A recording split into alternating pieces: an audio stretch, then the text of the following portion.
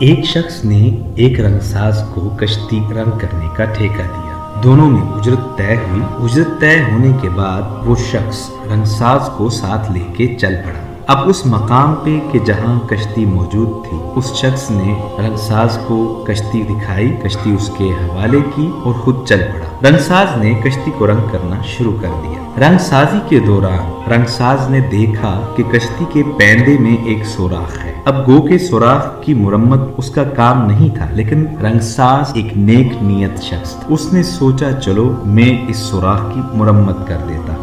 اس نے کافی وقت لگا کر اور محنت سے اس سوراخ کی مرمت کر دی۔ اب سوراخ کی مرمت کے بعد اس نے دوبارہ سے رنگ سازی شروع کر دی۔ شام تک وہ کشتی کو مکمل طور پہ رنگ کر چکا تھا۔ شام کو وہ شخص آیا، اس نے رنگ ساز کو اجرت دی اور دونوں اپنے اپنے گھر چل دیے۔ 2 دن بعد ٹھیکیدار رنگساز کو ملنے اس کے گھر گیا اور ایک خطیر رقم، ایک بڑی رقم کا چیک اسے پیش کیا۔ رنگساز نے حیرت سے دیکھا اور کہا کہ میں تو اپنی اجرت لے چکا ہوں، یہ رقم آپ مجھے کیوں دے رہے ہیں؟ تو ٹھیکیدار نے اسے کہا کہ پرسوں جب تم کشتی کو رنگ کر کے واپس آئے تو اس سے اگلے دن میرے بچے میرے علم میں لائے بغیر اس کشتی کو سمندر کی جانب لے گئے۔ ان کے جانے کے کافی دیر بعد مجھے یاد آیا کہ اس کشتی کے پیندے میں سوراخ تھا کہ جس کی میں نے مرمت کرنی تھی۔ اب جب مجھے یہ بات یاد آئی تو میں بہت پریشان ہوا اور مجھے جان کے لالے پڑ گئے کہ میرے بچوں کا کیا ہوگا۔ الغرض کہ میں نے پورا دن اسی پریشانی میں گزارا۔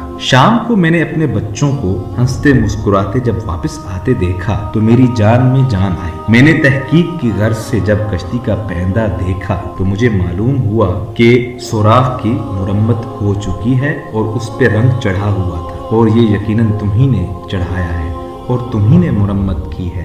میں تمہارے احسان کا بدلہ تو نہیں چکا سکتا، یہ ایک حقیر، ایک ادنا سا تحفہ ہے، اسے قبول کرو۔ اس واقعے سے ہمیں یہ سبق حاصل ہوتا ہے کہ آپ کی زندگی میں بہت سے ایسے چھوٹے چھوٹے کام آئیں گے جو آپ کے نہیں ہیں، مگر وہ کام بھی کرتے جائیے۔ نیکی کبھی ضائع نہیں جاتی، کسی نہ کسی انسان کی زندگی بچاتی ہے، کسی کی خوشیوں کا باعث بنتی ہے، کسی کو آسانیاں دیتی ہے۔ اور یہ تو آپ نے سنا ہوگا کہ اللہ کسی کی نیکی ضائع نہیں کرتا۔ تو اللہ پاک ہمیں سمجھنے کی اور عمل کرنے کی توفیق عطا فرمائے، آمین۔